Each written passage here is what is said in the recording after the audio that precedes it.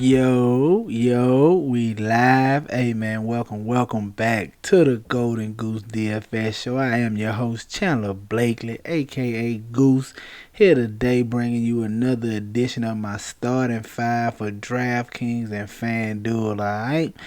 But before we get into that, man, y'all know the deal already. We got the lineup review with my best lineup with the updated starting five yesterday, alright? Listen, man, sorry I didn't have a video for y'all yesterday, man. I've been traveling, man. We was having a few technical difficulties. My mic messed up. I had another mic, so I wasn't able to get a video out for you all yesterday. But I did post the updated starting five and on Twitter if you was able to get a hold of that, all right? Just did one lineup yesterday, man. Like I said, I was traveling. I put this lineup in on the plane, and man, I gave y'all the updated starting five from the plane. It was rough trying to put in that one lineup, spotty Wi-Fi, so we was only able to do one, man. I had a full day of travel yesterday, but we back home, man. We back to business, and let's get it going. Finish up this week strong, all right? So my best lineup updated starting five. It came in the like I said, my only lineup with updated starting five was in the $12 single entry. It came in 655th place. Put up 320, man. You already know tonight that was nowhere near enough. It was a blitzkrieg out there, man. So many high scorers, value scoring. It was ridiculous high scoring night tonight, man. The cash line was ridiculous. To win it, you needed 4+ tonight. But if you called the updated starting five yesterday, you know I went with Kendrick Nunn, PJ Dozier, DeMar DeRozan, Xavier Tillman, and Joel Embiid, alright? Kendrick Nunn, no-brainer. Everybody was out for Miami. Him and Dragic were going to be the main two. I wanted to go to Nunn because I knew he was starting. I knew he was going to be the main guy. He came in at 61% ownership in the $12 single entry at 4,300. Gave us 52 DK points, man. Monster performance out of Kendrick Nunn. It was so many value guys who gave you monster performance yesterday. It didn't even matter, man. So you just had to really have it together yesterday. All right? Coming in at the shooting guard with the starting five play, I went PJ Dozier. Just trying to actually got too cute here. Just was trying to get to a different value than the Frank Jackson and guys of that nature. Got him right at 10% ownership. He gave us 24 DK points. Solid effort. Normally would be great, but not tonight, as that didn't even scratch the surface of what you needed. But 3,600, he didn't kill us. 24 DK points, very solid out of him.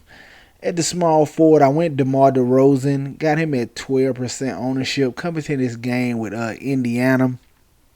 I was expecting it to be a closer game. It was supposed to be a high-scoring game, but Indiana had Sabonis and all those guys ruled out. I still thought they could hang in there, which is why I wanted to go to DeRozan right here. And he was my leverage players. He came in at 12% ownership. I knew nobody was really going to be on him, as the price tag wasn't the greatest. But I felt like with the game total and the game environment, I feel like he can give you a big performance right here. He gave us right at 40 DK points, but they handled the Pacers pretty easily, so they didn't need much from DeMar DeRozan. He kind of took it light once they was up and coasted on in. So just 39 DK points about him. Just, man, power forward Xavier Tillman, just another chalk play I thought you had to have it. With no Valanciunas, him getting the start at the center. You know he's a solid producer, almost at the minimum, 3,400. Got him right here at 50% ownership. Man, he gave us 45 DK points. A big double-double from Xavier Tillman. Very solid. He's going to be in play as long as Valanciunas is out. And then rounded out with Joel Embiid, man.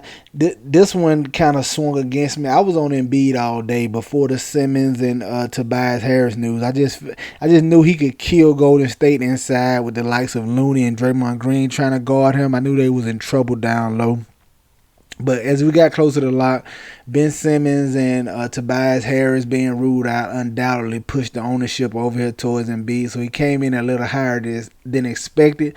I loved him at all day because before all the news broke, everybody was heavy on Russell Westbrook and Nikola Jokic. But I thought Embiid was the perfect pivot from them, especially in this game spot. But once, like I said, once that news hit, ownership flooded on over to Embiid, and it was truly a stars and scrub night last night, man. Yeah, two and three superstars in lineups because all the value got there. So going with just one superstar here and then trying to balance build it all the way out, I really handicapped myself as all the value got there last night, and that's what's gonna happen when you just try to go one superstar and go balance build things of that nature. When all the value hits, it's gonna be rough on you because the superstars are gonna do what they do, and that's what happened to us tonight. All the value hit. I was banking on just trying to fade some of it and in hopes that some of it wouldn't hit, but like all the value hit. So that really put us behind the 8 ball tonight, which is hence why we didn't cash with this 320. Rounding out the lineup, went Jaylen Brown at the shooting guard, 42%. Another case of Smart. Kimba was out. I knew it'd be him and Jason Tatum show over there. Tatum did his part, but Jaylen Brown didn't do much. Henceforth, that's why they got handed an L by the Chicago Bulls at 30. He came in at 42% ownership. A lot of people was on him. 32 DK points, man. Was the snowman tonight.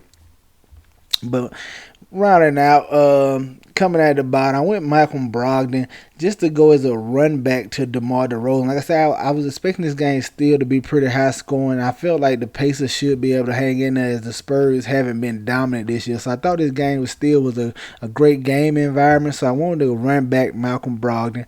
I knew he'd be low on as well. Right at 9% ownership.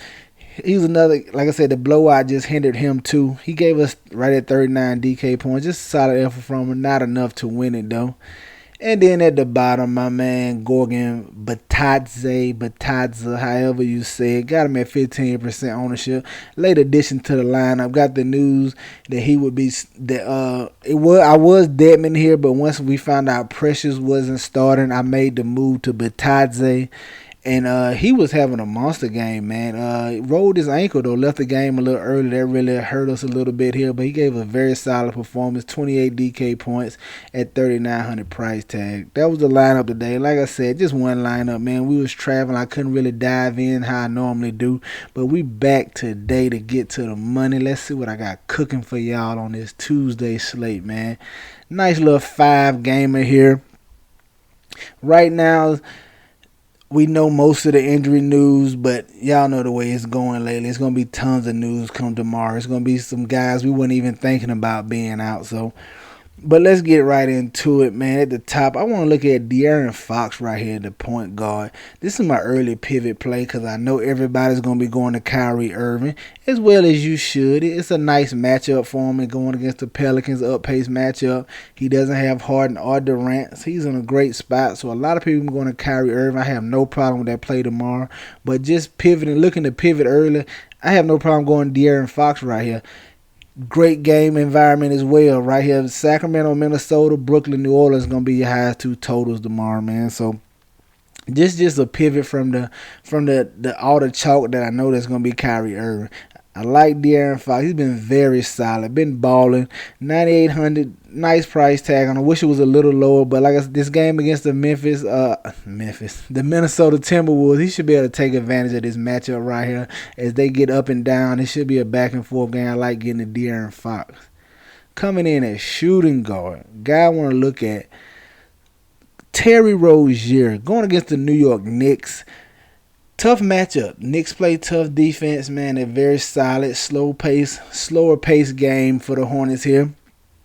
But it's a 5-game. But Terry Rozier has been very solid. And if Devontae Graham is going to be out again tomorrow, I have no problem going to Terry Rozier. He's just been doing everything with those guys out, man. Assists are up. He's leading them in scoring while they're out, man. He's going to get all the shots he wants, all the uses he wants. I have no problem getting to Terry Rozier here tomorrow, even though it's a tougher matchup against New York Knicks. I think he's fully in play, provided Devontae Graham is out. Now, if Graham plays, I'm probably going to have to come off Rozier, but I like him right now going against the New York Knicks. Coming in at small forward, a little piece of early value I want to look at.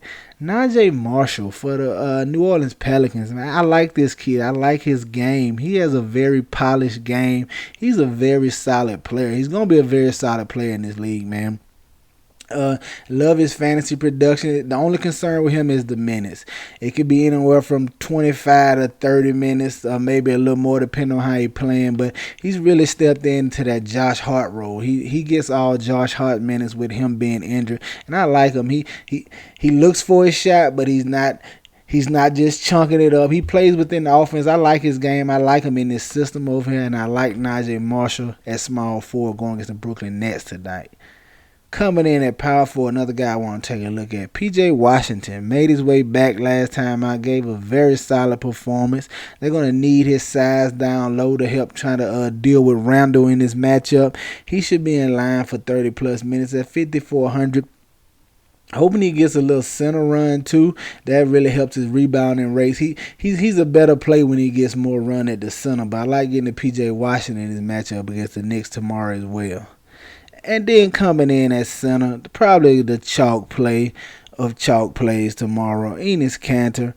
No Yusuf Nurkic. He should get all the run going against this Clippers team, and he's a double machine in this county. If he's gonna get 30-plus minutes, he's always in line for a big double. He hits the glass, put back. That's what he do. He scrapes and scratches and fights down there. I like Enes Kanter in this matchup going against the Clippers. Probably gonna be super chalk tomorrow, but I'm okay with it on 5. It's a 5 game. You're gonna have to eat some chalk. You just want to decide which the best ones to go with. And I'm going with Enes Kanter right here in this matchup against the Clippers. So there you have it, man. My update is my starting 5 right now for DraftKings: De'Aaron Fox, Terry Rozier, Najee Marshall, P.J. Washington, and Enes Kanter, man. Get you some exposure to these guys. Get them in your player pool, all right? Now let's go take a look at FanDuel, see what I'm liking over there. At the top, want to go with Terry Rozier. Discount on him over here on FanDuel, 7,800. Just broke it down to you. He's going to be the man with no Devontae Graham. Get you some Terry Rozier, especially at this 7,800 price tag on FanDuel. Now, coming in as shooting guard, I want to take a look at C.J. McCollum. We know Damian Lillard is out tomorrow, so he's going to head the offense going up against the Los Angeles Clippers. He's been okay. 40-point performances, no real ceiling performance as of late with him getting the start with no Lillard, but we know what he's capable of. It's just a matter of him turning on and doing it. Clippers are a tough defensive team. They play tough all the way around, but just C.J. McCollum usage and him running the show tomorrow, I have no problem getting to him at this 8,100 price tag. We're just hoping he can get the shot going and give us a ceiling performance, all right? Coming in at small forward, a guy I want to look at, R.J. Barrett.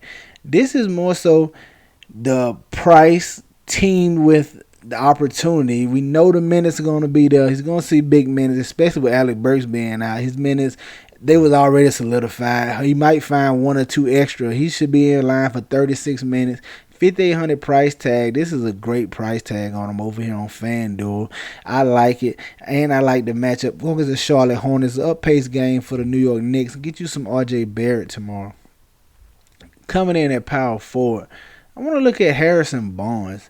Power forward is a tough position over here on FanDuel tomorrow. You either got to pay all the way up, or are you going to be just feeling for guys you like in the power forward spot outside of the pay up options? And I like Harrison Barnes. This matchup right here with the Minnesota Timberwolves, like I said, it's going to be an up-pace game. Just whenever you get in the up-pace game like that, you just more chances for him to do what he do. A few more rebound opportunities, a few more assist opportunities. If you can get the shot falling, he can return a nice performance. We know he has 40-point upside, and we're going to look for him to hit that mark at this 6K price tag tomorrow.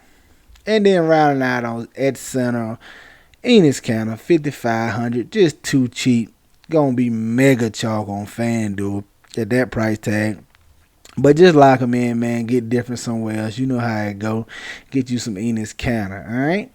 That's going to do it for us here on FanDuel. You see the starting five: Terry Rozier, CJ McCollum, RJ Barrett, Harrison Barnes, and Enes Kanter, man. Get some exposure to these guys. Y'all know I'm going to have plenty of it. That's going to do it for us here today. Y'all know the motto: chances make champions. Y'all green up. I'll see y'all tomorrow, all right? Let's go.